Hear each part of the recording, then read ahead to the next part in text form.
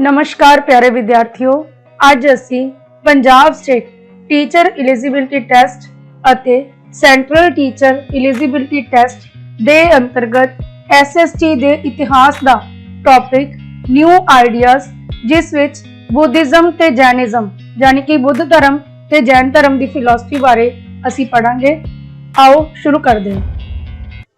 ਹਾਂਜੀ, ਜੈਨਿਜ਼ਮ ਤੇ ਬੁੱਧਿਜ਼ਮ ਇਹ ਦੋ ਐਸੀਆਂ ਫਿਲਾਸਫੀਜ਼ ਨੇ, ਰਿਲੀਜੀਅਸ ਫਿਲਾਸਫੀਜ਼ ਨੇ ਜਿਹੜੀਆਂ ਕਿ ਮਹਾਜਨਪਦ ਕਾਲ ਦੇ ਦੌਰਾਨ ਉਸ ਸਮੇਂ ਦੌਰਾਨ ਹੋਂਦ 'ਚ ਆਈਆਂ ਸੀ, ਜਿਨ੍ਹਾਂ ਨੇ ਪੂਰੇ ਸਮਾਜ ਦੇ ਵਿੱਚ ਪਰਿਵਰਤਨ ਲੈ ਕੇ ਆਂਦੇ।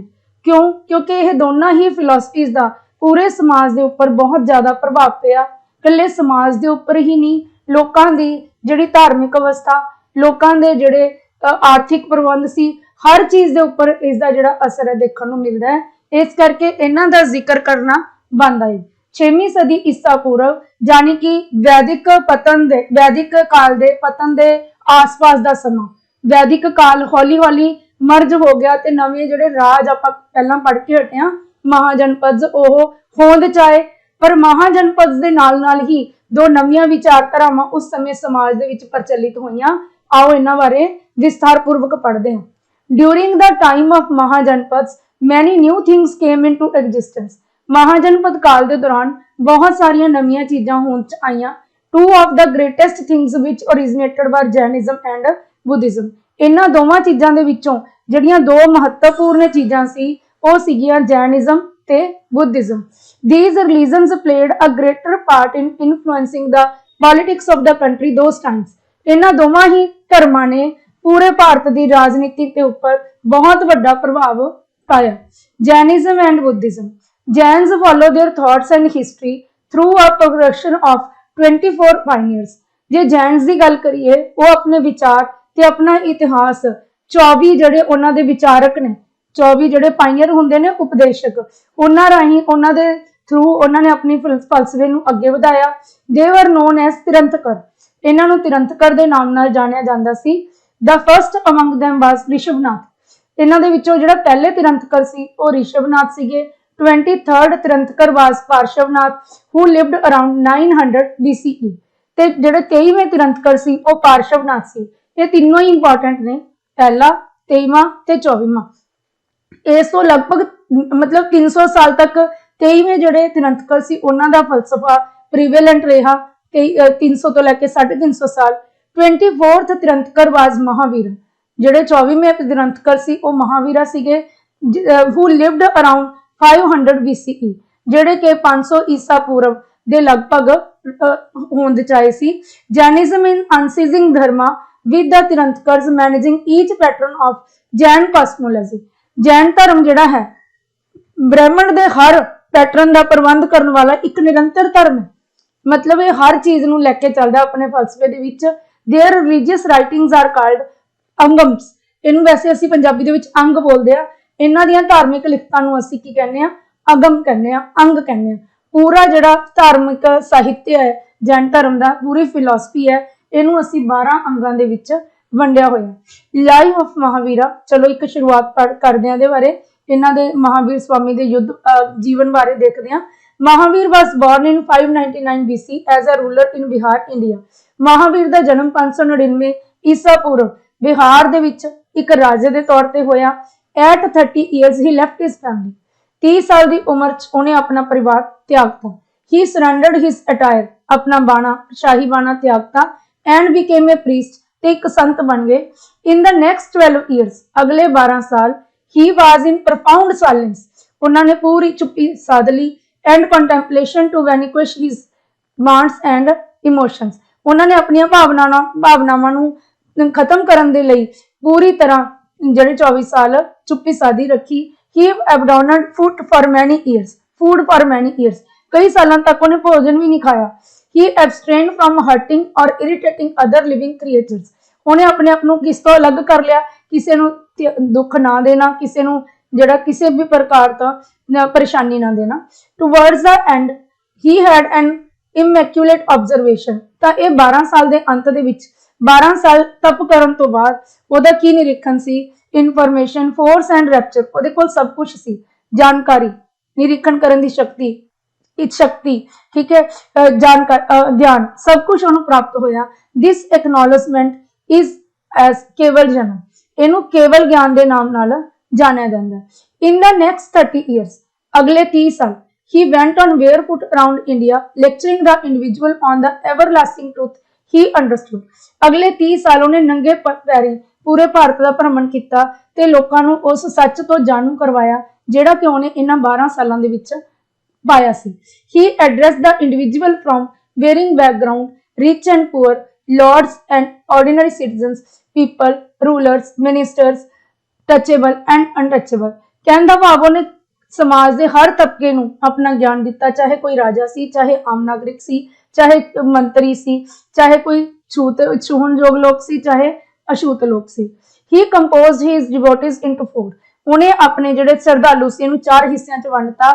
ਕਿਹੜੇ ਕਿਹੜੇ ਸੀ? ਪ੍ਰੀਸਟਸ, ਕਲੋਸਟਰ ਐਰਹੈਂਟ ਯਾਨੀ ਕਿ ਸਾਧੂ, ਸਾਧਵੀ, ਸ਼੍ਰਵਕ ਤੇ ਸ਼੍ਰਵਿਕਾ। ਜਿਹੜੇ ਸਧਾਰਨ ਸੀਗੇ, ਮਤਲਬ ਜਿਹੜੇ ਆਮ ਲੋਕ ਗਿਆਨ ਚਾਹੁੰਦੇ ਸੀ ਉਹਨਾਂ ਨੂੰ ਤਾਂ ਸ਼੍ਰਵਕ ਤੇ ਔਰਤ ਨੂੰ ਸ਼੍ਰਵਿਕਾ ਕਿਹਾ ਜਾਂਦਾ ਸੀ। ਜਿਹੜੇ ਅੱਗੇ ਇਹਦੇ ਨਾਲ ਮਿਲ ਕੇ ਧਰਮ ਦਾ ਪ੍ਰਚਾਰ ਕਰਦੇ ਸੀ ਉਹਨਾਂ ਨੂੰ ਸਾਧੂ ਤੇ ਸਾਧਵੀ ਅਸੀਂ ਕਹਿੰਦੇ ਆ। ਅੰਤ ਦੇ ਵਿੱਚ later on they are known as Jains, ਫਿਰ ਅਸੀਂ ਇਹਨਾਂ ਨੂੰ ਸਾਰਿਆਂ ਨੂੰ ਜੈਨ ਹੀ ਕਹਿਣ ਲੱਗ ਗਏ। ਬਿਲੀਫਸ ਦੀ ਜੇ ਗੱਲ ਕਰੀਏ, ਜੈਨਿਜ਼ਮ ਇਜ਼ ਟ੍ਰਾਂਸਿਸਟਿਕ। ਜਿਹੜਾ ਜੈਨ ਧਰਮ ਹੈ ਉਹ ਪਰਿਵਰਤਨਵਾਦੀ ਹੈ, ਇਹਦੇ ਵਿੱਚ ਸਮੇਂ-ਸਮੇਂ ਤੇ ਪਰਿਵਰਤਨ ਆਉਂਦਾ ਹੈ। It estimates that the universe advances without disregarding the law of substance dualism। ਇਹ ਅੰਦਾਜ਼ਾ ਲਗਾਉਂਦਾ ਹੈ, ਇਹ ਇਸ ਚੀਜ਼ ਦੇ ਮਤਲਬ ਉਹਨੂੰ ਇਮੇਜਿਨ ਕਰਕੇ ਚੱਲਦਾ ਹੈ ਕਿ ਜਿਹੜਾ ਬ੍ਰਹਿਮੰਡ ਹੈ ਪਦਾਰਥ द्वैतवाद ਦੇ ਨਿਯਮ ਦੀ ਅਣਦੇਖੀ ਕਰੇ ਬਿਨਾ ਹੀ ਅੱਗੇ, ਅਣਦੇਖੀ ਕੀਤੇ ਬਿਨਾ ਅੱਗੇ ਵਧਦਾ ਹੈ। ਦਰਵਯ, ਇਹਨੂੰ ਅਸੀਂ ਜ਼ਿਆਦਾ ਇਹਦੇ ਤੇ ਜ਼ੋਰ ਦੇਣ ਦੀ ਲੋੜ ਨਹੀਂ ਹੈ, ਚਲੋ ਫਿਰ ਵੀ ਤੁਹਾਨੂੰ ਮੋਟਾ-ਮੋਟਾ ਪਤਾ ਹੋਣਾ ਚਾਹੀਦਾ ਹੈ। द्रव्य ਦਾ ਕੀ ਮਤਲਬ ਹੈ? द्रव्य ਦਾ ਮਤਲਬ ਹੁੰਦਾ ਹੈ ਸਬਸਟੈਂਸ ਜਾਂ ਐਲੀਮੈਂਟ। ਇਹ ਇੱਕ ਸੰਸਕ੍ਰਿਤ ਦਾ ਸ਼ਬਦ ਹੈ। ਜੈਨ ਫਿਲਾਸਫੀ ਦੇ according universe is composed of 6 endless substances. ਤਾਂ ਇਹਨੇ ਕੀ ਕਿਹਾ? 6 द्रव्य ਤੋਂ ਮਿਲ ਕੇ ਬਣਿਆ ਹੋਇਆ ਸਾਡਾ ਬ੍ਰਹਿਮੰਡ। ਦੇ ਆਰ, ਕਿਹੜੇ ਨੇ ਇਹ? ਜੀਵਾ, ਨॉन ਕੌਨਸ਼ੀਅਸ ਸਬਸਟੈਂਸ ਔਰ ਮੈਟਰ। ਜੀਵਾ ਜਿਨ੍ਹਾਂ ਦੇ ਵਿੱਚ ਜਾਨ ਹੁੰਦੀ ਹੈ, ਆਤਮਾਵਾਂ ਹੁੰਦੀਆਂ ਨੇ, ਜੀਵ। ਇੱਕ ਹੁੰਦਾ ਹੈ ਨॉन ਲਿਵਿੰਗ ਮੈਟਰ। ਫਿਰ ਇਹਨੇ ਕੀ ਕਿਹਾ? ਧਰਮ, ਜਿਹਦੇ ਰਾਹੀਂ ਸਾਰਾ ਸੰਸਾਰ ਚੱਲਦਾ ਹੈ। ਫਿਰ ਅਧਰਮ, ਦੀ ਗਾਈਡਲਾਈਨ ਆਫ ਦਾ ਰੈਸਟ। ਫਿਰ ਉਹਨੇ ਕਿਹਾ ਸਪੇਸ ਤੇ ਟਾਈਮ। ਇਹ 6 ਤੱਤ ਨੇ ਜਿਨ੍ਹਾਂ ਤੋਂ ਮਿਲ ਕੇ ਪੂਰਾ ਬ੍ਰਹਿਮੰਡ ਬਣਿਆ ਹੋਇਆ। ਫਿਰ ਅੱਗੇ ਇਹਨਾਂ ਦੀ ਫਿਲਾਸਫੀ 'ਚ ਕੀ ਆਉਂਦਾ ਹੈ? ਸੋਲ ਐਂਡ ਕਰਮਾ, ਆਤਮਾ ਤੇ ਕਰਮ ਦੋਨਾਂ ਦੇ ਵਿੱਚ ਬਹੁਤ ਗੂੜਾ ਸੰਬੰਧ ਦੱਸਿਆ ਹੈ। As per Jainism the presence of proliferate and regularly evolving soul is a plainly obvious truth। ਉਹਨਾਂ ਨੇ ਕੀ ਕਿਹਾ ਸੀ ਕਿ ਜਿਹੜੀ ਸਾਡੀ ਆਤਮਾ ਹੈ ਇਹ ਮੌਜੂਦ ਹੈ ਤੇ ਇਹ ਅੱਗੇ ਵੱਧਦੀ ਹੈ, ਰੈਗੂਲਰਲੀ ਲਗਾਤਾਰ ਅੱਗੇ ਵਧਦੀ ਹੈ। ਅੱਗੇ ਕਿਵੇਂ ਵਧਦੀ ਹੈ? ਜਦੋਂ ਇਹਨੂੰ ਗਿਆਨ ਦੀ ਪ੍ਰਾਪਤੀ ਹੁੰਦੀ ਹੈ। It says that there are various spirit। ਇਹਨੇ ਕਿਹਾ ਸੀ ਕਈ ਤਰ੍ਹਾਂ ਦੀਆਂ ਆਤਮਾਵਾਂ ਹੁੰਦੀਆਂ but all of them have 3 characteristics। ਸਾਰੀਆਂ ਆਤਮਾਵਾਂ ਦੇ 3 ਗੁਣ ਨੇ। ਸਭ ਤੋਂ ਪਹਿਲਾ ਗੁਣ, फिर है चैतन्य, तीसरा है सुख ते अगे 3 गुण ने इन्हां दे विच। सब तो पहला चैतन्य, दूसरा है सुख, तीसरा है वीर्य। यानी कि हरेक आत्मा दे विच पहला गुण की है? उहदे विच चेतनता हुंदी है, ठीक है, जिहड़ा कि सब तो इंपॉर्टेंट पार्ट है। जे असीं सधारण जिंदगी दे विच देखीए, जदों तक इंसान जिउंदा हुंदा उहदे विच चेतनता हुंदी है, चंगे बुरे दा, दुख सुख दा एहसास हुंदा है। मरण तो बाद सारे एहसास खत्म हो जाते हैं, ठीक है। एक जिंदे जी असी एक उंगल भी अग ते करके नहीं रख सकते, पर मरण तो बाद उसे बॉडी का दाह संस्कार किया जाता है, ठीक है। जिउंदे जी साडा जे असी कोई चीज़ मूँह ते आ जाए, कपड़ा भी आ जाए तो साडा साह बंद होंदा है, मरण तो बाद उही कबरां दे विच दबा दिता जाता है। ये वो करैक्टरिस्टिक है जिहड़ी जीवन ते मरण दे विच डिफरेंस नूं दर्शाउंदी है। इसे तरीके नाल यूफोरिया यानी कि सुख की जिहड़ी प्राप्ति है वो भी सिर्फ ते सिर्फ आत्मा नूं हुंदी है, शरीर नूं नहीं हुंदी। ਇਹਦਾ ਜਿਹੜਾ महसूस करने वाला पार्ट है। वाइब्रेशनल वाइटैलिटी का मतलब वीर्य, ਜਿਹੜੀ ਜੀਵਨ ਸ਼ਕਤੀ ਹੈ, ਜਿਹੜੀ ਪੂਰੀ ਬਾਡੀ ਨੂੰ ਚਲਾਉਂਦੀ ਹੈ, ਪੂਰੀ ਬਾਡੀ ਨੂੰ ਕੰਮ ਤੇ ਲਗਾਉਂਦੀ ਹੈ, ਉਹ ਵੀ ਕੀ ਹੈ? ਆਤਮਾ ਦਾ ਗੁਣ ਹੈ। ਤਾਂ ਆਤਮਾ ਦੇ ਵਿੱਚ 3 ਇਹਨਾਂ ਨੇ ਗੁਣ ਪਹਿਚਾਨੇ ਸੀ। ਇੱਕ ਹੁੰਦੀ ਹੈ ਚੇਤਨਤਾ, ਦੂਜਾ ਹੁੰਦਾ ਸੁੱਖ ਦੁੱਖ ਦਾ ਅਹਿਸਾਸ ਤੇ ਤੀਸਰਾ ਹੈਗਾ ਵਾਈਟੈਲਿਟੀ ਯਾਨੀ ਕਿ ਜੀਵਨ ਸ਼ਕਤੀ। संसार बारे ਇਹ ਕੀ ਕਹਿੰਦੇ ਨੇ? Jainism expresses that spirit start in an early state and either advance to a higher state। Jainism ਕੀ ਕਹਿੰਦਾ ਹੈ ਕਿ ਇਸ ਸੰਸਾਰ ਦੇ ਵਿੱਚ ਜਦੋਂ ਆਤਮਾਵਾਂ ਆਉਂਦੀਆਂ ਨੇ, ਆਪਣਾ ਜੀਵਨ ਸ਼ੁਰੂ ਕਰਦੀਆਂ ਨੇ, ਤਾਂ ਉਹ ਹੌਲੀ ਹੌਲੀ ਆਪਣੇ ਜਿਹੜੀ ਉਹਦੀ ਜਿਹੜੀ ਸਟੇਟ ਹੁੰਦੀ ਹੈ ਉਹਨੂੰ ਉੱਪਰ ਤੱਕ ਵੀ ਲੈ ਕੇ ਜਾ ਸਕਦੀਆਂ ਨੇ ਚੰਗੇ ਕਰਮ ਕਰਕੇ। Some time it may relax depending upon their karma, ਪਰ ਕਈ ਵਾਰੀ ਇਹ ਜਿਹੜੀ ਉਹਨਾਂ ਦੀ ਆਤਮਾ ਹੁੰਦੀ ਹੈ ਉਹਨਾਂ ਦੇ ਕਰਮ ਦੇ ਆਧਾਰ ਤੇ, ਠੀਕ ਹੈ, ਉਹ ਕੀ ਹੋ ਜਾਂਦੀ ਹੈ, ਰਿਲੈਕਸ ਹੋ ਜਾਂਦੀ ਹੈ, ਦੁਬਾਰਾ ਮਰਨ ਜਨਮਨ ਦੇ ਚੱਕਰ 'ਚ ਆ ਸਕਦੀ ਹੈ। It further explains that abhavya spirits can never attain moksha, ਜਿਹੜੀਆਂ ਆਤਮਾਵਾਂ ਇਸੇ ਸੰਸਾਰ 'ਚ ਘੁੰਮਦੀਆਂ ਰਹਿੰਦੀਆਂ ਨੇ, ਇਨਐਡਿਕੁਏਟ ਨੇ, ਉਹਨਾਂ ਨੂੰ ਕਦੇ ਵੀ ਮੁਕਤੀ ਪ੍ਰਦਾਨ ਨਹੀਂ ਪ੍ਰਾਪਤ ਨਹੀਂ ਹੁੰਦੀ, ਉਹ ਜਨਮ ਮਰਨ ਦੇ ਚੱਕਰ 'ਚ ਪਈਆਂ ਰਹਿੰਦੀਆਂ ਨੇ। ਗॉड ਦੀ ਜੇ ਗੱਲ ਕਰੀਏ, Jainism is a transtheistic religion. ਪਹਿਲਾਂ ਵੀ ਦੱਸਿਆ ਕਿ ਜੈਨ ਫਿਲਾਸਫੀ ਇੱਕ ਫਿਕਸਡ ਫਿਲਾਸਫੀ ਨਹੀਂ ਹੈ, ਇਹ ਅੱਗੇ ਅੱਗੇ ਇਹਦੇ ਵਿੱਚ ਨਵੀਆਂ ਵਿਚਾਰਧਾਰਾਵਾਂ ਐਡ ਹੋਣਗੀਆਂ। Holding that the universe was not made and will exist forever. ਇਹਨੇ ਕੀ ਕਿਹਾ ਸੀ ਕਿ ਯੂਨੀਵਰਸ ਦੀ ਕੋਈ ਆਪਣੇ ਬ੍ਰਹਿਮੰਡ ਬਣਾਇਆ ਨਹੀਂ ਗਿਆ, ਇਹ ਹਮੇਸ਼ਾ ਸੀਗਾ ਤੇ ਹਮੇਸ਼ਾ ਰਹੂਗਾ। It is accepted to be autonomous, ਇਹ ਖੁਦ ਮੁਖਤਿਆਰ ਹੈ, ਹੈਵਿੰਗ नो ਮੇਕਰ, ਕੋਈ ਇਹਨੂੰ ਬਣਾਉਣ ਵਾਲਾ ਨਹੀਂ, रिप्रेजेंटेटिव नहीं, जज नहीं, डिस्ट्रॉयर नहीं। जैन राइटिंग से that spirit who live cheerfully in the body or a divine being are due to their positive karma। ਜਿਹੜੀਆਂ ਆਤਮਾਵਾਂ ਨੂੰ ਸੁੱਖ ਦੀ ਅਨੁਭੂਤੀ ਹੁੰਦੀ ਹੈ, ਜਿਹੜੀਆਂ ਖੁਸ਼ਹਾਲ ਜੀਵਨ ਜਿਉਂਦੀਆਂ ਨੇ, ਉਹ ਸਿਰਫ ਤੇ ਸਿਰਫ ਆਪਣੇ ਚੰਗੇ ਕਰਮ ਕਰਕੇ ਜਿਉਂਦੀਆਂ ਨੇ। ਪ੍ਰਿੰਸੀਪਲਸ ਦੀ ਜੇ ਗੱਲ ਕਰੀਏ ਤਾਂ ਇਹਨਾਂ ਨੇ ਕਿਹਾ ਸੀ ਰਾਈਟ ਕੌਨਫੀਡੈਂਸ, ਸਮਯਕ ਦਰਸ਼ਨ, ਰਾਈਟ ਇਨਫੋਰਮੇਸ਼ਨ, ਸਮਯਕ ਗਿਆਨ ਐਂਡ ਰਾਈਟ ਡਾਇਰੈਕਟ, ਸਮਯਕ ਚਰਿੱਤਰ। ਇਹ ਤਿੰਨੋਂ ਹੀ ਹੈਲਪ ਕਰਦੇ ਨੇ ਸਾਨੂੰ ਆਪਣੀ ਆਤਮਾ ਦੀ ਮੁਕਤੀ ਦੇ ਲਈ। Here are 5 greatest principle. ਇਸ ਤੋਂ ਬਿਨਾਂ ਇਹਨਾਂ ਨੇ 5 ਜਿਹੜੇ ਮੁੱਖ ਸਿਧਾਂਤ ਦਿੱਤੇ ਸੀ ਸਾਡੇ ਜੀਵਨ ਦੇ, ਉਹ ਕਿਹੜੇ ਕਿਹੜੇ ਸੀ? ਇਹ ਤਾਂ ਇੱਕ ਤਰੀਕੇ ਨਾਲ ਇਹਨਾਂ ਦਾ ਰਸਤਾ ਸੀ ਵੀ ਇਹ ਤਿੰਨ ਚੀਜ਼ਾਂ ਨੂੰ ਫੋਲੋ ਕਰਕੇ ਅਸੀਂ ਆਪਣੀ ਆਤਮਾ ਨੂੰ ਮੁਕਤੀ ਪ੍ਰਦਾਨ ਕਰ ਸਕਦੇ ਹਾਂ। ਤਾਂ ਉਹ 5 ਜਿਹੜੇ ਮੇਨ ਇਹਨਾਂ ਦੇ ਪ੍ਰਿੰਸੀਪਲਸ ਨੇ ਜਿਨ੍ਹਾਂ ਦੇ ਉੱਪਰ ਪੂਰਾ ਇਹਨਾਂ ਦਾ ਫਲਸਫਾ ਆਧਾਰਿਤ, ਉਹ ਕਿਹੜੇ ਕਿਹੜੇ ਨੇ? ਸਭ ਤੋਂ ਪਹਿਲਾਂ ਇੱਕ ਹੀ ਕਹਿੰਦੇ ਸੀ ਨॉन ਵਾਇਲੈਂਸ। ਇੱਕ ਤਾਂ ਇਹ ਕਹਿੰਦੇ ਸੀ not to cause harm to anyone, ਇਹਨਾਂ ਨੇ ਕਿਹਾ ਸੀ ਕਦੇ ਕਿਸੇ ਨੂੰ ਦੁੱਖ ਨਹੀਂ ਦੇਣਾ। ਸਤਿਆ, ਹਮੇਸ਼ਾ ਸੱਚ ਬੋਲਣਾ ਹੈ ਜਿਹੜਾ ਕਿਸੇ ਨੂੰ ਨੁਕਸਾਨ ਨਹੀਂ ਪਹੁੰਚਾਉਂਦਾ। ਅਸਤਿਆ, ਅਸਤਿਆ ਦਾ ਮਤਲਬ ਇੱਥੇ ਅਸਤਿਆ, ਸਤਿਆ ਦਾ ਮਤਲਬ ਹੈ ਕਿ ਕਿਸੇ ਦੀ ਕੋਈ ਚੀਜ਼ ਚੋਰੀ ਨਾ ਕਰਨਾ। ਨੈਕਸਟ ਹੈ ਬ੍ਰਹਮਚਾਰਿਆ, ਕਿਸੇ ਵੀ ਪ੍ਰਕਾਰ ਦੀ ਗਿਆਨ ਇੰਦਰੀਆਂ ਨੂੰ ਆਨੰਦ ਦੇਣ ਵਾਲੀ ਕਾਮੁਕਤਾ ਦੇ ਵਿੱਚੋਂ ਆਪਣੇ ਆਪ ਨੂੰ ਦੂਰ ਰੱਖਣਾ। ਨੈਕਸਟ ਹੈ ਅਪਾਰਗ੍ਰਿਹਾ। ਅਪਾਰਗ੍ਰਿਹਾ ਦਾ ਕਈ ਵਾਰੀ ਮਤਲਬ ਵੀ ਪੁੱਛ ਲੈਂਦੇ ਨੇ, ਇਹਦਾ ਮਤਲਬ ਹੁੰਦਾ ਨॉन ਅਟੈਚਮੈਂਟ, ਕਿਸੇ ਨਾਲ ਕਿਸੇ ਪ੍ਰਕਾਰ ਦਾ ਕੋਈ ਮੋਹ ਨਾ ਰੱਖਣਾ। Jains hold this principle at the centre of their lives. Jains ਜਿਹੜੇ ਨੇ ਉਹ ਆਪਣੀਆਂ ਜਿਹੜੀਆਂ ਜ਼ਿੰਦਗੀਆਂ ਨੇ ਉਹ ਇਹਨਾਂ ਪ੍ਰਿੰਸੀਪਲਾਂ ਦੇ ਆਧਾਰ ਤੇ ਹੀ ਬਤੀਤ ਕਰਦੇ ਨੇ।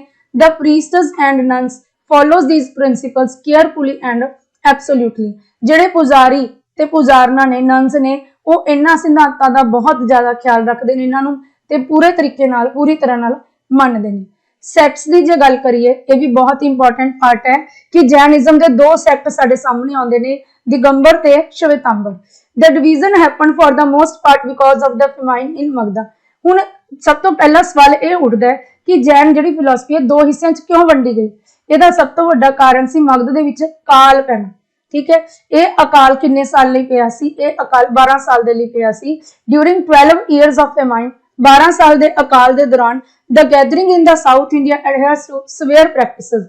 ਜਿਹੜੀ ਗੈਦਰਿੰਗ ਮਗਧ ਤੋਂ ਕੂਚ ਕਰਕੇ ਗਈ ਸੀ, ਚੰਦਰਗੁਪਤ ਮੌਰਿਆ ਵੀ ਇਹਨਾਂ ਦੇ ਨਾਲ ਹੀ ਗਏ ਸੀ, ਉਹਦੇ ਵਿੱਚ ਬਹੁਤ ਸਖਤ ਅਭਿਆਸਾਂ ਦੀ ਪਾਲਣਾ ਕੀਤੀ ਗਈ।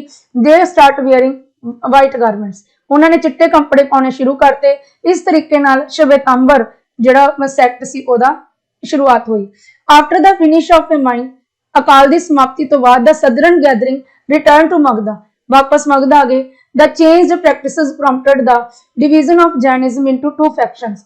ਤਾਂ ਜਿਹੜੀ ਇਹ ਬਦਲੀਆਂ ਹੋਈਆਂ ਪ੍ਰਥਾਵਾਂ ਨੇ ਇਹਨੇ ਜੈਨਿਜ਼ਮ ਨੂੰ 2 ਹਿੱਸਿਆਂ ਦੇ ਵਿੱਚ ਵੰਡਤਾ।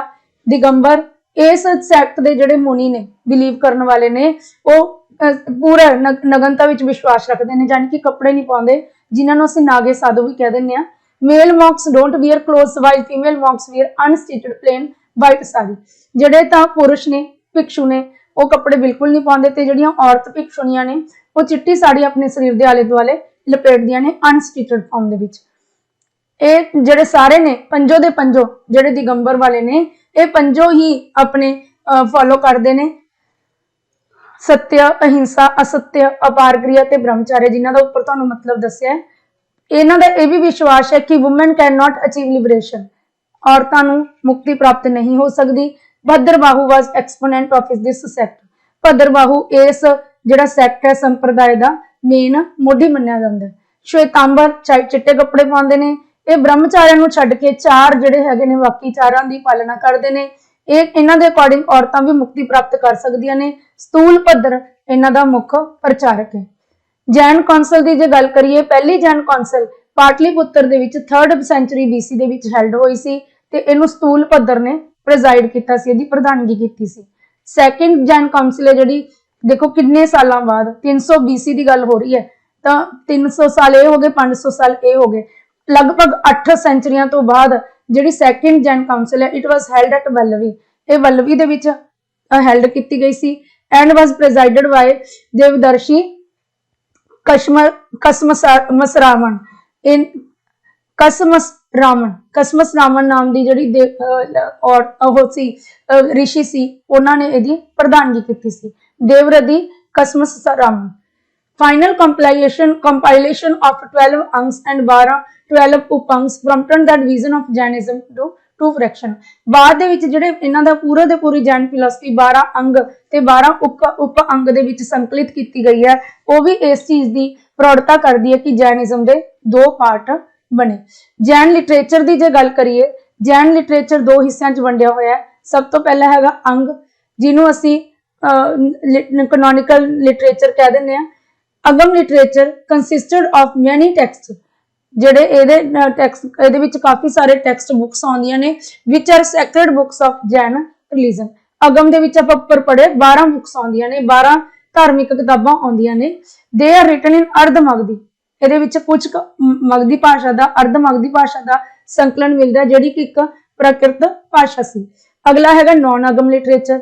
ਨੌਨ ਅਗਮ ਲਿਟਰੇਚਰ ਦੇ ਵਿੱਚ ਜਿਹੜੀਆਂ commentary and explanation of Agam literature, ਇਹਦੇ ਵਿੱਚ ਜਿਹੜਾ ਅਗਮ ਲਿਟਰੇਚਰ ਆ ਉਹਦੇ ਤੇ ਕੀ ਟਿੱਪਣੀ ਕੀਤੀ ਗਈ ਹੈ ਤੇ ਉਹਦੀ ਵਿਆਖਿਆ ਸ਼ਾਮਿਲ ਹੈ। ਇਸ ਤੋਂ ਇਲਾਵਾ ਇੰਡੀਪੈਂਡੈਂਟ ਵਰਕਸ, ਕਵੀਆਂ ਦੀਆਂ ਲਿਖੀਆਂ ਹੋਈਆਂ ਆਪਣੀਆਂ ਰਚਨਾਵਾਂ ਨੌਨ ਅਗਮ ਲਿਟਰੇਚਰ ਦੇ ਵਿੱਚ ਆਉਂਦੀਆਂ ਨੇ। ਦੇ ਆਰ ਰਿਟਨ ਇਨ ਮੈਨੀ ਲੈਂਗੁਏजेस ਸੱਚ ਐਸ, ਕਿਉਂਕਿ ਵੱਖਰੇ ਵੱਖਰੇ ਕਵੀਆਂ ਨੇ ਇਹਨਾਂ ਦਾ ਸੰਕਲਨ ਕੀਤਾ ਹੈ। ਕਿਸੇ ਨੇ ਪ੍ਰਕਿਰਤ ਦਾ ਇਸਤੇਮਾਲ ਕੀਤਾ, ਕਿਸੇ ਨੇ ਸੰਸਕ੍ਰਿਤ ਦਾ, ਕਿਸੇ ਨੇ Apabhramsha, old Marathi, Rajasthani, Gujarati, Hindi, Kannada, Tamil, German and English. वक्रिया वक्रिया भाषा दे विच सानू किताबां मिलदियां ने जिहड़ियां कि जैन धर्म दी जिहड़ी रिलीजियस बुक्स ने, अगम बुक्स, अगम लिटरेचर, उन्हां दे उपर टीका टिप्पणी करदियां ने। आर्ट ते आर्कीटैक्चर दी गल करिए तां craftsmanship and design of the Jains have the principal goal to keep up, safeguard and extol the way of life. जिहड़ी इन्हां दी कारीगरी है वो की प्रदर्शित करदी है कि इन्हां दे की प्रिंसिपल गोल्स सीगे, की इन्हां दे सेफगार्ड सी, मतलब ये किवें अपने आप नूं सुरक्षित रखदे सी ते इन्हां दा जीवन जांच किहो जी सी। Jain design particular its sanctuary engineering is unique in India. जिहड़ियां जैन सेंचुरी दा निर्माण किया गया भारत दे विच, ये अपने आप दे विच बहुत ही ज्यादा यूनिक है, विलक्षण है। दी जैन सेंचुरीज किते किते ने? कर्नाटका, महाराष्ट्र, राजस्थान, ये बहुत ही ज्यादा व्यापक तौर पर प्रसिद्ध ने। Jain sanctuaries at Ranakpur and Mount Abu in Rajasthan are among the most fabulous ones। जे जैनियां दे रनकपुर सेंचुरी ते माउंट आबू दी जिहड़ी सेंचुरी है इहदी गल करिए तां बहुत ही ज्यादा शानदार ने। Incredible stone cut design can likewise be found in the caves caverns of Mathura, Bundelkhand, Madhya Pradesh and Orissa. जे अगे असीं गल करिए इन्हां दी गुफावां विच पत्थर कट दे जिहड़े डिजाइन ने वो भी देखण नूं मिलदे ने मथुरा, बुंदेलखंड, मध्य प्रदेश ते उड़ीसा दे विच। ਜਿਹੜੀਆਂ ਜੈਨ ਸੈਂਚੁਰੀਜ਼ ਨੇ ਉਹਨਾਂ ਦੇ ਕਿਹੜੇ-ਕਿਹੜੇ ਭਾਗ ਨੇ? Most of the Jain sanctuaries in India comprise of 3 central structural components. ਸਭ ਤੋਂ ਪਹਿਲਾ ਹੈ ਇਮੇਜ ਚੈਂਬਰ, ਗਰਭਗ੍ਰਿਹ, ਹਾਲ ਮੰਡਪਾ ਤੇ ਪੋਰਚ। ਨੈਕਸਟ ਆਉਂਦਾ ਫੋਰਥ ਕੰਪੋਨੈਂਟ ਐਲੂਡ ਟੂ ਅੰਤਰਾਲ can ਲਾਈਕਵਾਈਜ਼ B scene lying between the picture chamber and it's lobby. ਜੇ ਚੌਥਾ ਭਾਗ ਅਸੀਂ ਕਈ ਵਾਰੀ ਕਿਸੇ ਸੈਂਚੁਰੀ ਦੇ ਵਿੱਚ ਦੇਖਣ ਨੂੰ ਮਿਲਦਾ ਜਿਹਨੂੰ ਅਸੀਂ ਅੰਤਰਾਲ ਕਹਿੰਦੇ ਆ, ਠੀਕ ਹੈ, ਉਹ ਕਿੱਥੇ ਹੁੰਦਾ? ਉਹ ਪਿਕਚਰ ਚੈਂਬਰ ਯਾਨੀ ਕਿ ਇਮੇਜ ਚੈਂਬਰ ਤੇ ਲੌਬੀ ਯਾਨੀ ਕਿ ਪੋਰਚ ਦੇ ਵਿਚਾਲੇ। Antarala a little vestibule is where, ਹੁਣ ਅੰਤਰਾਲ ਕਿਹੜਾ ਹਿੱਸਾ ਹੈ? ਐਡਮਾਇਰਰਸ, ਜਿੱਥੇ ਪ੍ਰਸ਼ੰਸਕ can stand and look at the symbol or follow customs directed inside the hallowed place. ਜਿੱਥੇ ਜਿਹੜੇ ਪ੍ਰਚਾਰਕ ਨੇ, ਪ੍ਰਸ਼ੰਸਕ ਨੇ, ਉਹ ਖੜ ਕੇ ਆਪਣੇ ਰੀਤੀ ਰਿਵਾਜਾਂ ਦੀ ਪਾਲਣਾ ਕਰਦੇ ਨੇ ਜਿਹੜੇ ਉਹਨਾਂ ਨੂੰ ਨਿਰਦੇਸ਼ ਮਿਲਦੇ ਨੇ ਉਹਨਾਂ ਦੇ ਅਨੁਸਾਰ। 4 ਮੋਸਟ ਇੰਪੋਰਟੈਂਟ ਜੈਨ ਟੈਂਪਲਸ ਕਿਹੜੇ ਨੇ? ਦਿਲਵਾਰਾ ਟੈਂਪਲ ਮਾਊਂਟ ਆਬੂ ਰਾਜਸਥਾਨ ਦੇ ਵਿੱਚ, ਇਹ ਜੈਨ ਤੀਰਥੰਕਰ ਨੂੰ ਦੀ ਯਾਦ ਦੇ ਵਿੱਚ ਬਣਾਇਆ ਗਿਆ। these were worked under the support of Solanki rulers। ਹੁਣ ਇਹ ਕੁਐਸਚਨ ਆ ਜਾਂਦਾ ਹੁੰਦਾ दिलवाड़ा मंदिर का निर्माण किने कराया सी? सोलंकी राजा ने करवाया सी। It was worked in pure white marble and decorated with impeccable models. ਇਹਦੇ ਵਿੱਚ ਚਿੱਟੇ संगमरमर का काम होया गया ते बहुत ही शानदार तरीके नाल यह सजाया गया। Ranakpur Jain temple having a place in the 15th century is one of the most awe inspiring engineering of Jains. Ranakpur Jain temple है जिहड़ा वो भी जैन की जिहड़ी इंजीनियरिंग है जैनियां की इंजीनियरिंग का बहुत अच्छा नमूना है, जिसका कि निर्माण 15वीं सदी दे विच होया सी। It is committed to Adinath first Jain tirthankar. ਇਹਦਾ निर्माण पहले तिरंतकर ਦੇ याद ਦੇ ਵਿੱਚ ਕਰਵਾਇਆ ਗਿਆ, ਉਹਨਾਂ ਨੂੰ ਸਮਰਪਿਤ ਹੈ ਇਹ। The sanctuary is structured at Chaturmukh with 4 countenances and all the sculpture facing each other। ਚਤੁਰਮੁਖ ਹੈ ਜਿਹਦੇ ਵਿੱਚ 4 ਮੂਰਤੀਆਂ ਨੇ ਇੱਕ ਦੂਜੇ ਵੱਲ ਮੂੰਹ ਕਰਕੇ ਆਮਣੇ ਸਾਹਮਣੇ ਰੱਖੀਆਂ ਹੋਈਆਂ ਨੇ। ਅੱਗੇ ਹੈ ਜੀ ਸ਼ਰਵਣ ਬੇਲਗੌੜਾ, ਕਰਨਾਟਕਾ ਦੇ ਵਿੱਚ ਹੈ। ਇਹ ਵੀ ਇੱਕ ਬਹੁਤ ਹੀ ਮਹੱਤਵਪੂਰਨ ਜੈਨ ਜਰਨੀ ਸਾਈਟ ਹੈ, ਜੈਨੀਆਂ ਦਾ ਧਾਰਮਿਕ ਸਥਲ ਹੈ। It is visited by lakhs of devotees consistently। लगातार इत्थे लखां दी गिनती च श्रद्धालु आंदे ने। This is a dream-like spot where two abnormal rugged piles of चंदागिरी and Vindhyagiri are confronting each other। बहुत ही सुंदर नमूना है जिथे कि चंदगिरी ते विंध्यागिरी दे जिहड़े पर्वतां दे ढेर ने, पाइल्स ने, वो एक दूजे कच्चे ढेर ने एक दूजे दे सामने ने, ठीक है, on the two sides of the town।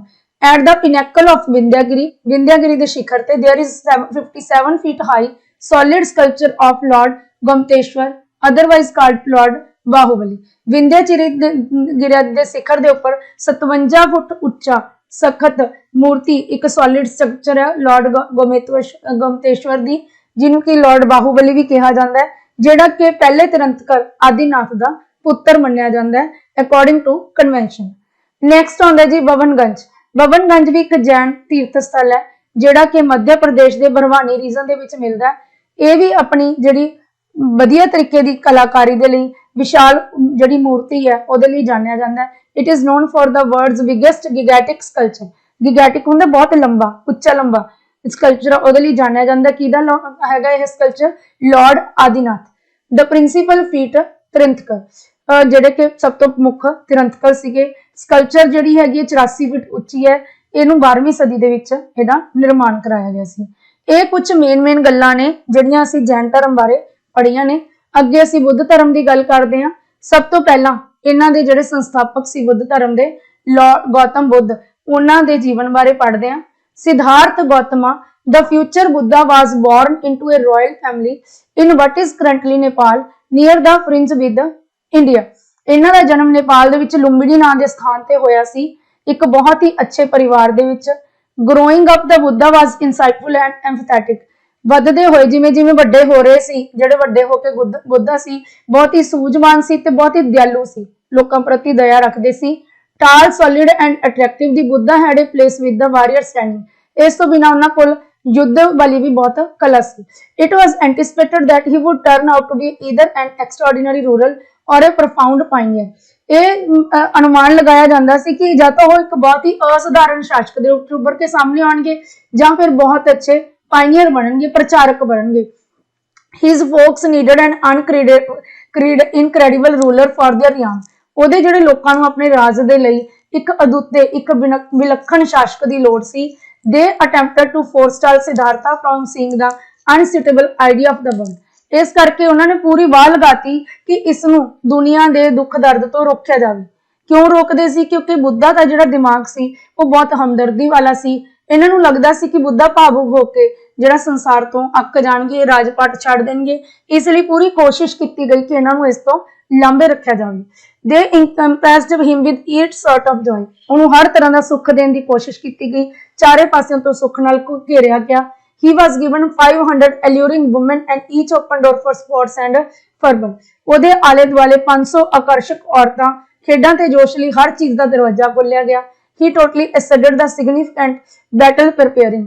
ਉਸਨੇ ਪੂਰੀ ਤਰ੍ਹਾਂ ਮਹੱਤਵਪੂਰਨ ਲੜਾਈ ਦੀ ਤਿਆਰੀ ਕੀਤੀ ਆਪਣੇ ਰਾਜ ਦੇ ਪਸਾਰ ਲਈ। In any event, ਕਿਸੇ ਵੀ ਸਥਿਤੀ ਵਿੱਚ winning his better half Yashodhara in a bows and arrows challenge। ਤੇ ਉਹਨੇ ਆਪਣੀ ਜਿਹੜੀ ਧਰਮ ਪਤਨੀ ਯਸ਼ੋਧਰਾ ਨੂੰ ਕਮਾਨ ਤੇ ਤੀਰ ਦੀ ਚੁਣੌਤੀ ਵਿੱਚ ਜਿੱਤ ਲਿਆ ਸੀ। Unexpectedly, ਪਰ ਅਚਾਨਕ, at the age of 29, he was disturbed to understand the mature ailment and demise would come to everybody he cherished। 29 ਸਾਲ ਦੀ ਉਮਰ ਦੇ ਵਿੱਚ ਉਹਦੇ ਮਨ ਦੇ ਵਿੱਚ ਇਹ ਸਮਝ ਆ ਗਈ ਕਿ ਹਰੇਕ ਬੰਦੇ ਨੇ ਬੁੱਢਾ ਹੋਣਾ ਹੈ, ਹਰੇਕ ਬੰਦੇ ਨੂੰ ਬਿਮਾਰੀ ਆਣੀ ਹੈ, ਹਰੇਕ ਬੰਦੇ ਦਾ ਅੰਤ ਹੋਣਾ ਹੈ। ਤਾਂ ਉਹਨੂੰ ਇਹ ਲੱਗਿਆ ਵੀ ਇਹ ਜਿਹੜਾ ਸਾਰਾ ਸੰਸਾਰ ਹੈ ਉਹ ਨਾਸ਼ਵਾਨ ਹੈ, ਜਿਹੜੀ ਹਰ ਚੀਜ਼ ਉਹਨੂੰ ਜਿਹਨੂੰ ਕੋਈ ਵਿਅਕਤੀ ਪਿਆਰ ਕਰਦਾ ਹੈ ਉਹਦਾ ਇੱਕ ਦਿਨ ਅੰਤ ਨਿਸ਼ਚਿਤ ਹੈ। ਤਾਂ ਇਸ ਚੀਜ਼ ਨੂੰ ਦੇਖ ਕੇ ਇਹਨੇ ਆਪਣੀ ਜਿਹੜੀ ਪਰਿਵਾਰਕ ਜੀਵਨ ਹੈ ਜਾਂ ਰਾਜਸੀ ਜੀਵਨ ਹੈ ਉਹਦਾ ਤਿਆਗ ਕਰਤਾ ਤੇ ਜੰਗਲਾਂ ਦੇ ਵਿੱਚ ਘਰ ਛੱਡ ਕੇ ਇੱਕ ਦਿਨ ਰਾਤ ਨੂੰ ਸੁੱਤੇ ਪਏ ਆਪਣੀ ਪਤਨੀ ਨੂੰ ਛੱਡ ਕੇ ਚਲੇ ਗਏ। ਇਹਦਾ ਕਾਰਨ ਇਹੀ ਸੀ ਕਿ ਇਹਨਾਂ ਨੇ ਇੱਕਦਮ ਤੇ 4 ਸੀਨ ਦੇਖ ਲਏ ਸੀ, ਬੱਚੇ ਦਾ ਜਨਮ, ਇੱਕ ਬੁੱਢਾ ਵਿਅਕਤੀ ਦੇਖ ਲਿਆ ਸੀ, ਇੱਕ ਬਿਮਾਰ ਵਿਅਕਤੀ ਦੇਖ ਲਿਆ ਸੀ ਤੇ ਇੱਕ ਲਾਸ਼ ਦੇਖ ਲਈ ਸੀ। ਠੀਕ ਹੈ, ਮੌਤ ਦੇਖ ਲਈ ਸੀ। ਪ੍ਰਿੰਸੀਪल्स सिद्धांत की है, Buddhists accept that Buddha saw reality with regard to what the world resembles। ਬੋਧੀ ਸਵੀਕਾਰ ਕਰਦੇ ਨੇ ਕਿ ਬੁੱਧ ਨੇ ਅਸਲੀਅਤ ਨੂੰ ਸੰਸਾਰ ਦੇ ਸਮਾਨਤਾ ਦੇ ਨਾਲ ਦੇਖਿਆ ਸੀ। they don't accept that buddha was a divine being। और ਇਸ ਚ ਵਿਸ਼ਵਾਸ ਨਹੀਂ ਰੱਖਦੇ ਜਿਹੜੇ ਬੋਧੀ ਲੋਕ ਨੇ ਕਿ ਬੁੱਧਾ ਇੱਕ ਬ੍ਰਹਮ ਹਸਤੀ ਹੈ, मतलब डिविन क्रिएशन है। he was an individually simply like them। ਬੁੱਧਾ ਵੀ ਇੱਕ ਆਮ ਵਿਅਕਤੀ ਹੈ, ਕਿਉਂਕਿ ਬੁੱਧਾ ਦਾ ਮਤਲਬ ਕੀ ਹੈ? ਇਨਲਾਈਟਡ ਪਰਸਨ, ਉਹ ਵਿਅਕਤੀ ਜਿਹਨੂੰ ਗਿਆਨ ਦੀ ਪ੍ਰਾਪਤੀ ਹੋਵੇ। ਤਾਂ ਫਿਰ ਸਧਾਰਨ ਜੀਵ ਵੀ ਕੋਸ਼ਿਸ਼ ਕਰਕੇ ਗਿਆਨ ਦੀ ਪ੍ਰਾਪਤੀ ਕਰਕੇ ਬੁੱਧੀਜੀਵੀ ਬਣ ਸਕਦੇ ਨੇ। they accept that he was signed on the ground that he picked up enlightenment। ਉਹਦਾ ਜਿਹੜਾ ਉਹਨੂੰ ਕਿਉਂ ਪਰਮਾਤਮਾ ਨੇ ਆਪਣਾ ਸੰਦੇਸ਼ ਦਿੱਤਾ ਸੀ? ਕਿਉਂਕਿ ਉਹਦੇ ਵਿੱਚ ਜਿਹੜੀ ਸੋਝੀ ਸੀ ਉਹ ਆ ਗਈ ਸੀ। enlightenment ਮਤਲਬ ਉਹਨੂੰ ਸਮਝ ਆ ਗਈ ਸੀ। one significant conviction includes rebirth, the idea that one must experience numerous patterns of birth, living and passing। ਇੱਕ ਮਹੱਤਵਪੂਰਨ ਇਹਨਾਂ ਦਾ ਜਿਹੜਾ ਆਈਡੀਆ ਉਹ ਪੁਨਰ ਜਨਮ ਹੈ ਕਿ ਹਰ ਬੰਦੇ ਦਾ ਜਨਮ ਹੋਣਾ, ਉਹਨੇ ਜਿਉਣਾ, ਮਰਨਾ, ਫਿਰ ਜਨਮ ਲੈਣਾ। ਆਫਟਰ ਨਿਊਮਰਸ ਸਚ ਸਾਈਕਲ, ਅਜਿਹੇ ਅਨੇਕ ਚੱਕਰਾਂ ਤੋਂ ਬਾਅਦ, if an individual discharges their connection to want and oneself, ਅਗਰ ਕੋਈ ਵਿਅਕਤੀ ਆਪਣਾ ਇੱਛਾਵਾਂ ਨਾਲੋਂ ਤੇ ਆਪਣੇ ਆਪ ਨਾਲੋਂ ਸੰਬੰਧ ਤੋੜ ਦਿੰਦਾ ਹੈ, ਮਤਲਬ ਆਪਣੇ ਆਪ ਤੋਂ ਦੂਰ ਹੋ ਜਾਂਦਾ ਹੈ, ਉਹਨੇ ਜਿਹੜੀਆਂ ਲਸਟ ਹੈ, ਇੱਛਾਵਾਂ ਨੇ ਤਿਆਗ ਦਿੰਦਾ ਹੈ, they can accomplish nirvana, ਉਹਨੂੰ ਮੁਕਤੀ ਪ੍ਰਾਪਤ ਹੋ ਜਾਂਦੀ ਹੈ। it is a condition of freedom and opportunity from affliction। ਇਹ ਕੀ ਹੈ? ਇਹ ਇੱਕ ਤਰੀਕੇ ਦਾ ਆਵਾਗਮਨ ਤੋਂ ਆਜ਼ਾਦੀ ਹੈ। 3 jewels, ਬੋਧੀਆਂ ਦੇ 3 jewels, 3 ਸੈਂਟਰਲ ਬਿਲੀਫਸ ਮੰਨੇ ਜਾਂਦੇ ਨੇ। ਉਹ ਕਿਹੜੇ ਨੇ? ਸਭ ਤੋਂ ਪਹਿਲਾਂ ਮੈਂ ਇੱਥੇ ਲਿਖਣਾ ਭੁੱਲ ਗਈ ਹਾਂ, ਬੁੱਧਾ। ਬੁੱਧਾ ਦਾ ਮਤਲਬ ਦਾ ਇਨਲਾਈਟਡ ਪਰਸਨ। ਸਭ ਤੋਂ ਪਹਿਲਾ ਜੈਵਲ ਕੀ ਹੈ? ਬੁੱਧਾ। ਦੂਸਰਾ ਕੀ ਹੈ? ਧਰਮ, ਟੀਚਿੰਗਸ ਆਫ ਬੁੱਧਾ। ਤੀਸਰਾ ਕੀ ਹੈ? ਸੰਘ, the Buddhist people group of monks and nuns। the design is to help other people by doing this proceed onwards the path towards illumination। ਸੰਘ ਦਾ ਮਤਲਬ ਕੀ ਹੈ? ਬੋਧੀ ਲੋਕਾਂ ਦਾ ਸਮੂਹ, ਭਿਕਸ਼ੂ ਤੇ ਭਿਕਸ਼ਣੀਆਂ ਦਾ ਸਮੂਹ ਜਿਹੜਾ ਕਿ ਦੂਜੇ ਲੋਕਾਂ ਨੂੰ ਇਸ ਧਰਮ ਦਾ ਪ੍ਰਚਾਰ ਕਰਦਾ ਹੈ ਤੇ ਮੁਕਤੀ ਪ੍ਰਦਾਨ ਕਰਨ ਚ ਮਦਦ ਕਰਦਾ ਹੈ। at the core of Buddha's instruction life the 4 noble truth। Buddha ਦੀਆਂ ਜਿੰਨੀਆਂ ਵੀ ਸਿੱਖਿਆਵਾਂ ਨੇ ਉਹ 4 ਨੋਬਲ ਟਰੁੱਥ ਦੇ ਉੱਪਰ ਬੇਸਡ ਨੇ ਤੇ ਨਾਲ 8 ਅਸ਼ਟਾਂਗ ਮਾਰਗ ਵੀ ਬੁੱਧਾ ਨੂੰ ਇਸ ਇਨਲਾਈਟਮੈਂਟ ਦੇ ਪਾਥ ਤੱਕ ਲਿਜਾਣ ਵਿੱਚ ਮਦਦ ਕਰਦਾ। ਇਹ 4 ਨੋਬਲ ਟਰੁੱਥ ਕਿਹੜੇ ਨੇ? ਦੇਖੋ ਹੁਣ ਚੀਜ਼ਾਂ ਨੂੰ ਧਿਆਨ ਚ ਰੱਖਣਾ ਹੈ। 3 ਜੈਵਲਸ, ਜਿਹੜੇ 3 ਜੈਵਲਸ ਕਿਹੜੇ ਨੇ? ਇਸ ਦੇ ਇਹ ਅਲੱਗ ਚੀਜ਼ ਹੈ। 4 ਜਿਹੜੇ ਨੋਬਲ ਟਰੁੱਥ ਨੇ ਉਹ ਅਲੱਗ ਚੀਜ਼ ਹੈ। ਹੁਣ ਇਹਨਾਂ ਨੂੰ ਦੀ ਪ੍ਰਾਪਤੀ ਲਈ, ਇਨਲਾਈਟਮੈਂਟ ਦੀ ਪ੍ਰਾਪਤੀ ਲਈ ਕਿਹੜੇ ਮਾਰਗ ਤੇ ਚੱਲਣ ਦੀ ਗੱਲ ਕਰਦੇ ਨੇ? ਇਹ ਅਸ਼ਟਾਂਗ ਮਾਰਗ। ਸਭ ਤੋਂ ਪਹਿਲਾ ਜਿਹੜਾ ਨੋਬਲ ਟਰੁੱਥ ਕੀ ਕਹਿੰਦਾ ਹੈ? ਸਫਰਿੰਗ ਐਗਜ਼ਿਸਟ, ਸੰਸਾਰ ਦੁੱਖਾਂ ਦਾ ਘਰ ਹੈ। ਦੂਸਰਾ ਕੀ ਕਹਿੰਦਾ ਹੈ? ਸਮੁਦਾਇ, ਪੂਰੇ ਸਫਰਿੰਗ ਲਿਖਣਾ ਸੀ, ਸੌਰੀ, ਸੰਸਾਰ ਦੁੱਖਾਂ ਦਾ ਘਰ ਹੈ। ਹੁਣ ਇਹ ਦੁੱਖ ਕਿਉਂ ਆਉਂਦੇ ਨੇ? ਠੀਕ ਹੈ, ਦੁੱਖਾਂ ਦਾ ਕਾਰਨ ਹੈ ਇੱਛਾਵਾਂ। There is cause for suffering। ਸਭ ਤੋਂ ਪਹਿਲਾਂ ਦੁੱਖ ਆਉਂਦੇ ਨੇ, ਦੁੱਖਾਂ ਦਾ ਕਾਰਨ ਕੀ ਨੇ? ਇੱਛਾਵਾਂ। ਤੀਸਰਾ ਕੀ ਹੈ? ਨਿਰੋਧ, ਯਾਨੀ ਕਿ ਜਿਹੜੇ ਦੁੱਖ ਨੇ ਉਹਨਾਂ ਦਾ ਅੰਤ ਸੰਭਵ ਹੈ। ਠੀਕ ਹੈ, ਇਹਨਾਂ ਨੂੰ ਅੰਤ ਕੀਤਾ ਜਾ ਸਕਦਾ ਹੈ। ਠੀਕ ਹੈ, ਮਾਰਗ, ਅੱਗੇ ਆਣਾ ਸੀ ਮਾਰਗ। ਮਾਰਗ ਕੀ ਹੈ? ਕਿ ਐਂਡ ਆਫ ਸਫਰਿੰਗ, ਜਿਹੜਾ ਇਹਨਾਂ ਦਾ ਅੰਤ ਆਪਾਂ ਨੇ ਕਿਹਾ ਕਿ ਦੁੱਖਾਂ ਦਾ ਅੰਤ ਸੰਭਵ ਹੈ, ਉਹ 8 ਫੋਲਡ ਪਾਥ ਨੂੰ ਫੋਲੋ ਕਰਕੇ ਹੀ ਸੰਭਵ ਹੈ। ਕਹਿਣ ਦਾ ਭਾਵ ਜਿਹੜਾ ਨਿਰਵਾਣ ਹੈ, ਮੁਕਤੀ ਹੈ, ਉਹ ਅਸ਼ਟਾਂਗ ਮਾਰਗ ਦੇ ਤਰੀਕੇ ਨਾਲ ਪ੍ਰਾਪਤ ਕੀਤੀ ਜਾ ਸਕਦੀ ਹੈ। ਇੱਕ ਵਾਰ ਮੈਂ ਫੇਰ ਰਿਪੀਟ ਕਰੂੰਗੀ, ਇਹ ਚਾਰੋਂ ਲਾਈਨਾਂ ਇੱਕ ਦੂਜੇ ਨਾਲ ਇੰਟਰਕਨੈਕਟਡ ਨੇ। ਸੰਸਾਰ ਦੁੱਖਾਂ ਦਾ ਘਰ ਹੈ। ਨੰਬਰ 2, ਦੁੱਖਾਂ ਦਾ ਕਾਰਨ ਇੱਛਾਵਾਂ ਹਨ। ਨੰਬਰ 3, ਇੱਛਾਵਾਂ ਤੇ ਕੰਟਰੋਲ ਕਰਕੇ ਦੁੱਖਾਂ ਨੂੰ ਖਤਮ ਕੀਤਾ ਜਾ ਸਕਦਾ ਹੈ। 4, ਜਿਹੜੀ ਅਸੀਂ ਕਿਹਾ ਸੀ ਕਿ ਇੱਛਾਵਾਂ ਨੂੰ ਕੰਟਰੋਲ ਕਰਨਾ ਹੈ, ਉਹਦੇ ਲਈ ਦੁੱਖਾਂ ਦੇ ਅੰਤ ਦੇ ਲਈ ਸਾਨੂੰ ਕਿਹੜਾ ਮਾਰਗ ਚੁਣਨਾ ਪਏਗਾ? ਅਸ਼ਟਾਂਗ ਮਾਰਗ। ਹੁਣ 8 ਫੋਲਡ ਪਾਥ ਕੀ ਹੈ? Right view, right thought, right speech, right action, right livelihood, right effort, right mindfulness, right contemplation. मैनू नहीं लगता कि ये 8 चीज़ां तुहानूं पूछियां जाणगियां, क्योंकि रट्टाफिकेशन वाला कोई भी सवाल पेपर च आवे इहदे चांस घट हुंदे ने। बस तुहानूं अष्टांग मार्ग पता होना जरूरी है। नैक्सट आंदा जी art and architecture.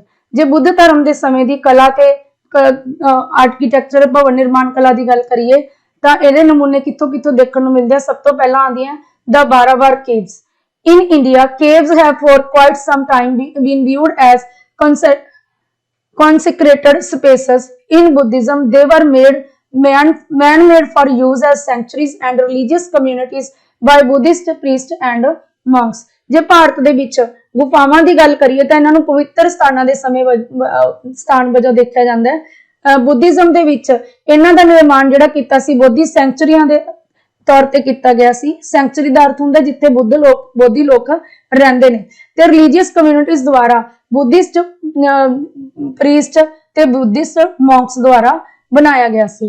The Barabar caves in Bihar was built in 3rd century BCE during Mauryan time frame.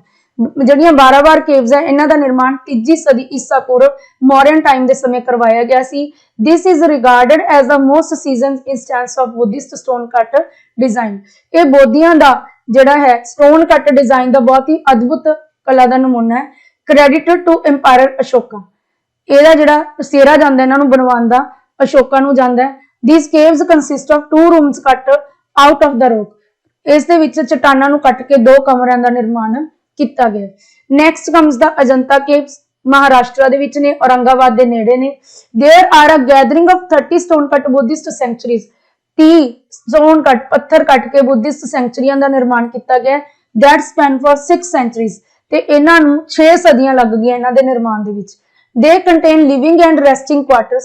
रहने वाले आराम करने वाले क्वार्टर ने, किचन्स ने, एसेटिक स्पेसेस ने, पूजा स्थल ने, तपस्वी स्थल ने, सॉरी प्लेसेस ऑफ वर्शिप पूजा के स्थान ने ते स्तूप। मतलब अजंता दियां केव्स दे विच जिहड़ियां 30 केव्स दा निर्माण एज ए बुद्धिस्ट सेंचुरीज किया गया। उन्हां विच की आउंदा मेड ऑफ ब्लॉक और अनकवर्ड फ्रॉम स्टोन। ठीक है, ब्लॉक्स दे बनाए हुए जां अनकवर्ड स्टोन दे बनाए हुए। The homes of priests are called viharas. जिथे प्रीस्ट रहंदे ने उन्हां नूं तां बिहार कहा जांदा है। The cave place of worship utilization for veneration are called chaityagrihas. ते जिथे पूजा की जाती है, पुजारी इकट्ठे होकर पूजा करते हैं, उन्हां नूं चैत्याग्रह कहा जाता है। These are 2 very important question कि सेंचुरीआं दे जिहड़े वक्रे वक्रे टाइप जिहड़े ने बिहार दे विच, बिहार नूं असीं उन्हां दा रहन स्थल कहने आ, रिजाइडिंग प्लेस कह दिंदे आ, ते जिहड़े चैत्याग्रह ने वो पूजा स्थल ने। Next comes the Ellora caves. Ellora caves were constructed between the 5th and 10th centuries. Ellora गुफावां दा निर्माण 5वीं तो 10वीं सदी तक होया। 500 साल इन्हां नूं भी लगे। The caves are composed of a मिश्रित caves ने 12 Buddhist, 17 Hindu and 5 Jain stone cut sanctuaries। ਜਿਹੜੀਆਂ Ellora caves ਨੇ ਇਹਦੇ ਵਿੱਚ 12 ਬੋਧੀ, 17 ਹਿੰਦੂ ਤੇ 5 ਜੈਨ ਸੈਂਚੁਰੀਆਂ ਦਾ ਨਿਰਮਾਣ ਕੀਤਾ ਗਿਆ। ठीक है, चरना दरी ढलाना तो ये बनाई गई ने, बाहर कढ़िया गई ने। Next comes the Sanchi stupa. Very very very important. It is a Buddhist structure renowned for its great stupa on the peak और सांची टाउन। सांची टाउन के पीक के उपर निर्मित यह बहुत बड़ा स्तूप है जोड़ा कि पूरे विश्व के विच प्रसिद्ध है। एक बुद्धिस्ट स्ट्रक्चर है। This town is in Raisen district of the state of Madhya Pradesh. Madhya Pradesh के रायसन डिस्ट्रिक्ट के विच इस जगह पैंदी है। It is situated 46 kilometre north east of Bhopal. ते ये भोपाल तो 46 किलोमीटर की दूरी ते है। Capital of Madhya Pradesh. It was initially authorized by empire Ashoka in the 3rd century BCE। ਇਹਦਾ ਜਿਹੜਾ ਨਿਰਮਾਣ ਹੈ 3वीं ਸੈਂਚੁਰੀ BCE ਦੇ ਵਿੱਚ ਅਸ਼ੋਕਾ ਦੁਆਰਾ ਕਰਵਾਇਆ ਗਿਆ ਸੀ। ਇਸ ਤੋਂ ਬਿਨਾਂ ਸਾਂਚੀ ਦੇ ਵਿੱਚ ਅਸ਼ੋਕ ਦਾ ਬਣਵਾਇਆ ਹੋਇਆ ਇੱਕ ਪਿੱਲਰ ਤੇ ਗੁਪਤ ਰਾਜਾਂ ਦਾ ਬਣਵਾਇਆ ਹੋਇਆ ਪ੍ਰਸਿੱਧ ਮੰਦਿਰ ਵੀ ਦੇਖਣ ਨੂੰ ਮਿਲਦਾ ਹੈ। How is Jainism different from Buddhism. ਦੋਨਾਂ 'ਚ ਫਰਕ ਕੀ ਹੈ। Jainism recognise the existence of God while Buddhism didn't. जैनी किते ना किते रब दी होंद च विश्वास रखते सी। ठीक है, इसे करके वो कहंदे सी ना कि सब कुछ जिवें भी हैगा, कोई इहदा निर्माण नहीं करदा, ये एवें ही सी। किसे एक मतलब डिविन पावर ने पहला तो ही निर्माण किया होया, ऑटोमैटिकली चल रहा है। पर बुद्धिज्म तो विश्वास ही नहीं करते सी रब दे विच। वो की कहंदे सी कि हरेक बंदा नॉर्मल है, कॉमन है, वो सिर्फ इनलाइटेड होके जिहड़ा बुद्धा बन सकदा है। Jainism doesn't condemn the varna system, इन्हां ने वर्ना सिस्टम नूं इनकारिया नहीं मन्निया। बुद्धिज्म डस, पर बुद्धिज्म इनू इनकार करता है कि वर्ण सिस्टम होना ही नहीं चाहिए। Buddhism prescribes the middle path, Buddhism मध्य मार्ग नूं फॉलो करता है, मतलब ये बहुता तप तपस्या ते हार्ड मार्ग च विश्वास नहीं रखता। While Jainism advocate its followers to live the life of complete austerity. Austerity का मतलब होंदा है कि पूरा तपस्या वाला जीवन, पूरा हार्ड जीवन जिउंदे ने। ये चिट्टे कपड़े पाउंदे ने, नंगे पैरी चलते ने, ठीक है। Jainism believed in the transmigration of soul, ये जिहड़ी मतलब आत्मा ओदे आवागमन दे विच विश्वास रखते ने, ठीक है। री incarnation, while Buddhism does not, Buddhism इस दे विच विश्वास नहीं रखते।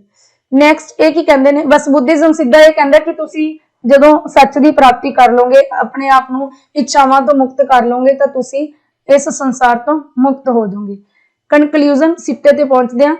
लाइक अदर सोशल इस्टैबलिशमेंट, दूजे समाजिक संस्थावां की तरह religion additionally immersed from the scholarly intensity of man, जिहड़ा धर्म है वह मनुख दी महसूस कीतियां होईयां scholar intensity because of certain felt needs of the man, जिहड़ा मनुख की बुद्धि चों पैदा हुंदा धर्म, जदों उन्हें कुछ लोड़ महसूस होती है।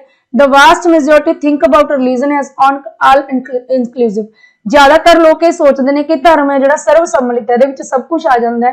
Hence a huge organization of social order is form, इस करके पूरे समाज का जो संगठन है, विशाल संगठन है, वो धार्मिक लीहां ते ही चल पैंदा है। It is the establish on which the regulating structure of society stands, ये वो स्थापना है जिहदे उपर पूरे समाज का ढांचा खड़ा है। Religion played a very important part of ancient India, जे पुरातन भारत की गल करिए तो धर्म का बहुत ही महत्वपूर्ण रोल सी, but these two religions never played a political influence those days, पर यह जिहड़ा धर्म है इन्हें उस समय की राजनीति के उपर बहुता असर नहीं पाया। इन्हें लोगों की जिहड़ी समाजिक व्यवस्था सी उन्होंने बदलिया ते आने वाले समय की जिहड़ी पॉलिटिकल ऑर्गेनाइजेशन सी उन्होंने प्रभावित किया, क्योंकि जदों इस तो बाद बुद्धिज्म के प्रीवेलेंट होने तो बाद जदों राजा ने इन्हू फॉलो करना शुरू किया, ठीक है, बहुत ज्यादा प्रीवेलेंट, तो फिर उन्होंने विचारधारा दे विच, उन्होंने राजनीति दे विच धर्म का जिहड़ा एंटर होना शुरू हो गया। तो प्यारे विद्यार्थियों, ये सी जैनिज्म ते बुद्धिज्म बारे कुछ विशेष ते कुछ महत्वपूर्ण फैक्ट्स। मैनूं उम्मीद है कि तुहानूं यह टॉपिक चंगा लग्या होएगा, इसलिए इसनूं वध तो वध लाइक करो, वध तो वध शेयर करो ते चैनल नूं सबसक्राइब कर लो। बैल आइकन नूं दबाना ना भूलो ताकि आने वाली वीडियो के नोटिफिकेशन तुहाडे तक पहुंचते रहन। अगर तुसीं साडे नाल ऑनलाइन क्लासेस ज्वाइन करना चाहते हो तो साडा नंबर डिस्क्रिप्शन बॉक्स दे विच दिता गया है, तुसीं साडे नाल कॉन्टैक्ट कर सकते हो।